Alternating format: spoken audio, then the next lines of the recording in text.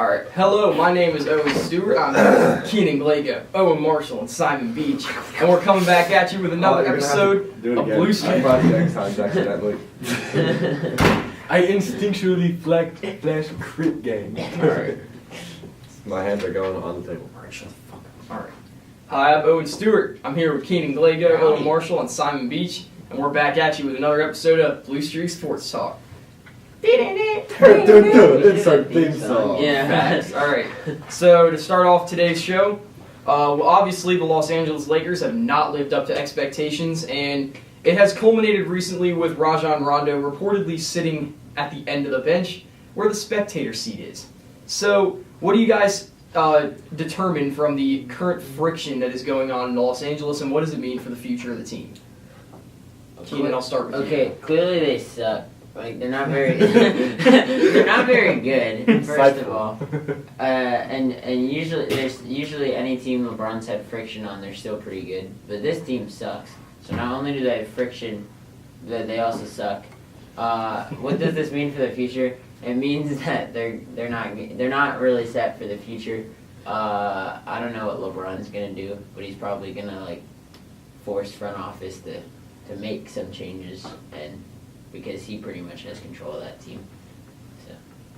Yeah, LeBron basically runs any team he's on because he's LeBron. Yeah. So, and it's not like he's not like performing to like a high ability. Like he's still dropping close to 30 points a game, and I just think it was kind of the beginning of the season, all that hype. Oh, the Lakers are going to take down the Warriors. This, and that, you know, and then now they like won't even see the Warriors because they aren't in the playoffs.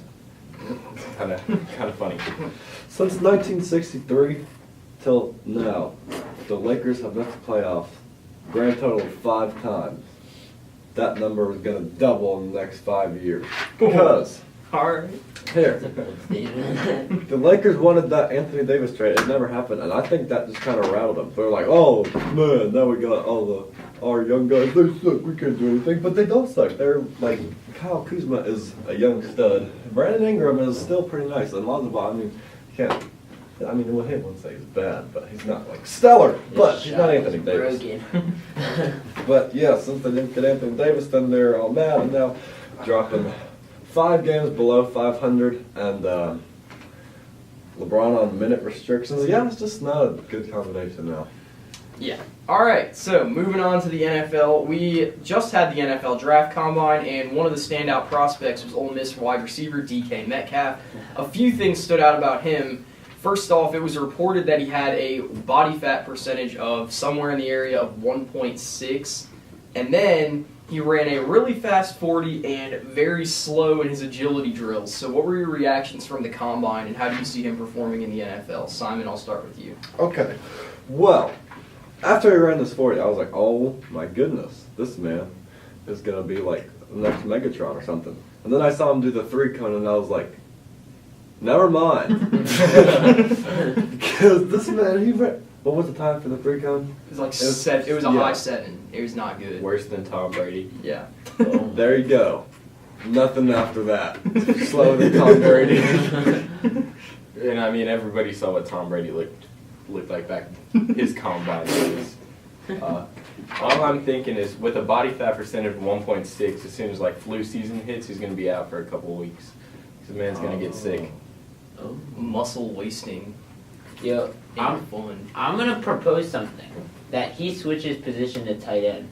I mean, he's proven that he's not very agile, but he's also proven that he's buff and fast. And he looks to me like a. I'm trying to think of a tight end that looks like Shannon Sharp. Yeah. Kind of does, actually. Yeah. Yeah, I like that comparison. So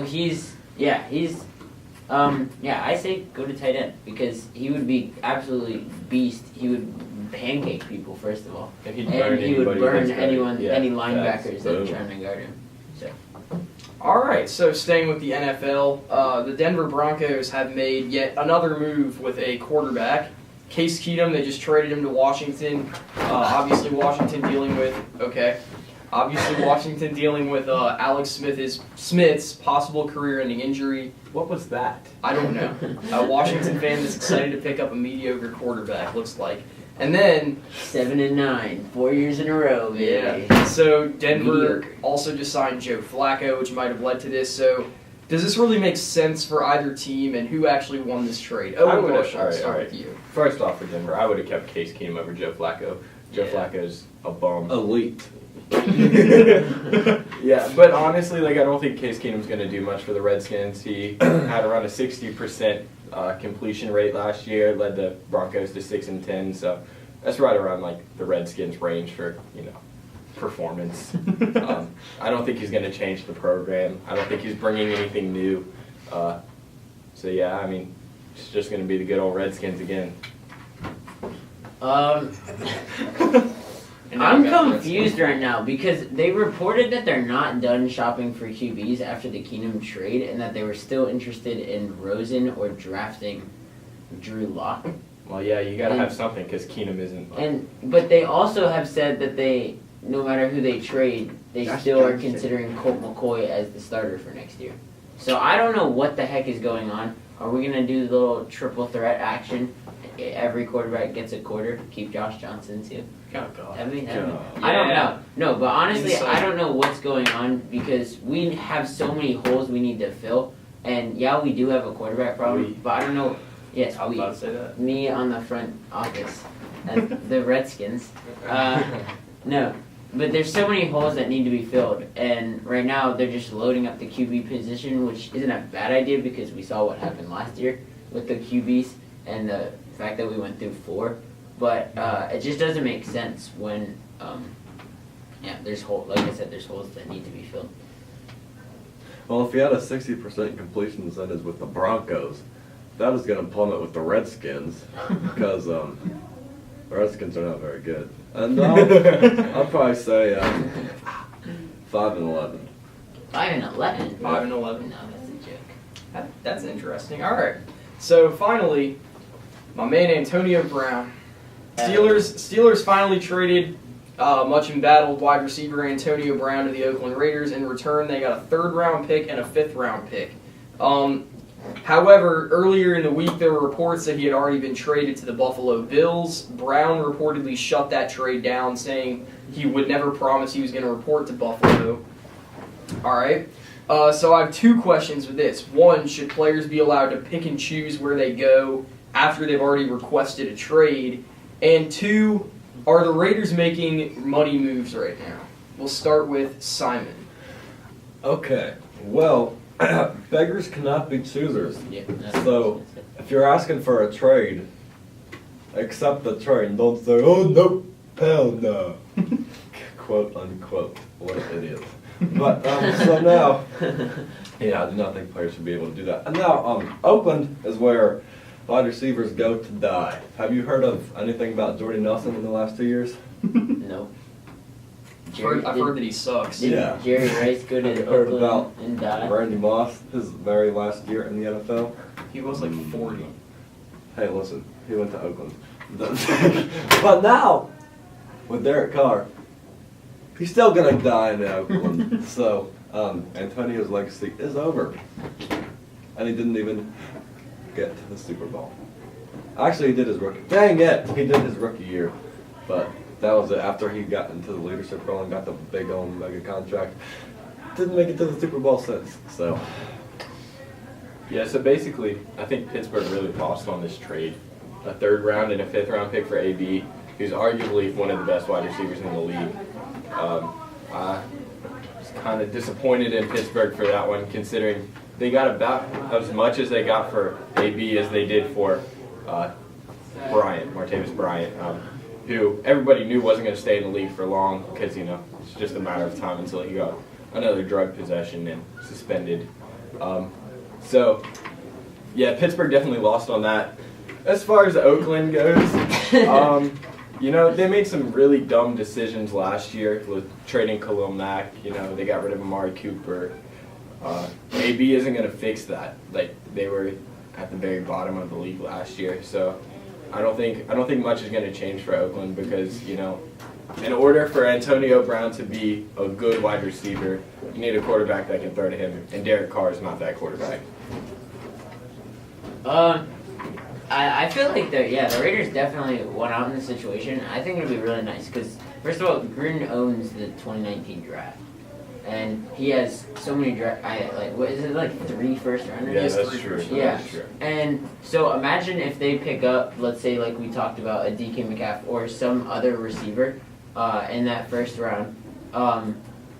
Imagine what they if Antonio Brown can clean up his act and mature and stop being a baby, and he could raise up a young threat. Imagine what they could do in Oakland under a Gruden offense, who has who has proven time after time to be quite effective. Yeah, they had a rough year last year, but also you have to take into consideration that he traded away the entire team. That's true. So if they can pick up like a good defensive player in that draft, one of those Clemson D linemen or someone to replace Khalil Mack.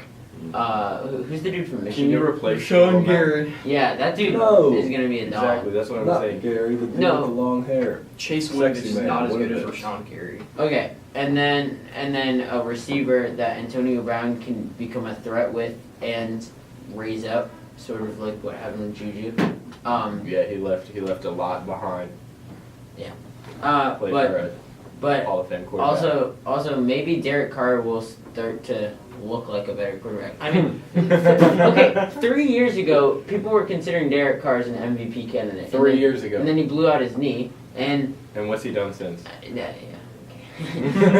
but still, like talent doesn't just necessarily go away, and so have you seen the memes where it's like Derek Carr and it's like it's like a picture of him like falling back with a football, and it's like Antonio Brown's got to be somewhere there.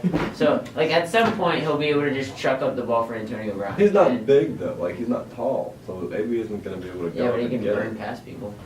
Yeah. Oh, unpopular opinion. Raiders trade up to number 1 for Kyler Murray. I Yeah, saw I okay. saw another meme What? that was like Whoa. Raiders trade Antonio Brown for 3 first-round draft picks. That wouldn't even surprise me. Yeah. Well, all right. That's gonna do it for this episode of Blue Streak Sports Talk. I'm Owen Stewart signing off.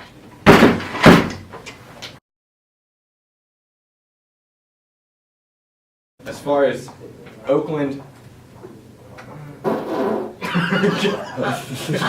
Was that you?